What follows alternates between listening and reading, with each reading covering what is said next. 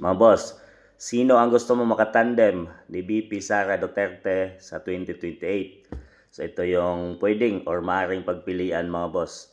Sara Duterte and Jaime Marcos, Sara Duterte and Robin Padilla, Sara Duterte and Lene Robredo mga boss. So mga boss, Sara Duterte and Jaime Marcos. So nakita na natin ang galaw ni Jaime Marcos. Bagkos, lagi siyang nasa tabi or best friend niya si VP Inday Sara at marami siyang ibinulgar laban sa kanyang kapatid na Pangulo ng Pilipinas ngayon mga boss na si PBBM. So hindi pa tayo nakakasigurado din mga boss dahil dugong Marcos din ito.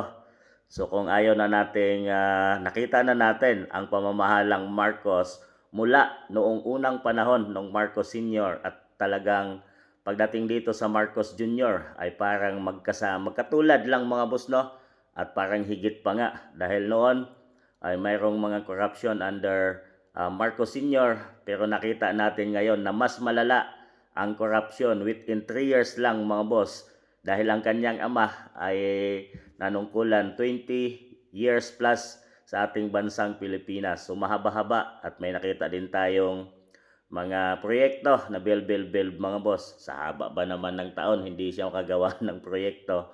Pero talaga ang tumatak doon sa utak ng mga tao mga boss no ay ang magnanakaw daw ang mga Marcos. Kaya naman noong eleksyon ay hindi tumakbo si VP Inday Sara bilang presidente at ibinigay ito kay PBBM at naging vice president lang siya mga boss para linisin ang pangalang Marcos. Pero hindi nangyari, pinatunayan talaga nila mga boss na ganito pala ang Marcos, hindi nga nalinis ni PBBM.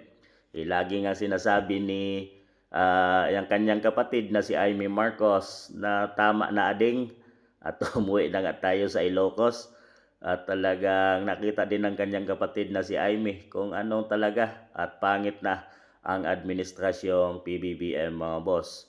So kahit kapatid pa siya ni PBBM at talagang or kahit best friend pa siya ni VP Inday Sara ay dugong Marcos pa rin siya mga boss at hindi natin masisiguro na siya talaga ay magiging magandang magiging tandem o magiging vice president ni VP Inday Sara. Baka maulit na naman ang sitwasyon. Si Sara Duterte nga yung presidente ng Pilipinas at magkakaaway na naman sila yung kanyang vice president, kagaya na nangyari ngayon mga boss na si PBBM ang Pangulo at talagang magkaaway na sila ni VP Inday Sara Duterte mga boss dahil sa talagang maling pamamalakad ni PBBM ay kumalas si VP Inday Sara at nabuwag ang unity mga boss. Para sa akin, ayaw ko kay Sara at Jaime Marcos dahil si Ivy ay dugong Marcos kung sinabi ng mga pinklawan na never again to Marcos. So dapat never again din tayo mga boss. Talagang ayaw nating maulit na muli ang nangyayari ngayon.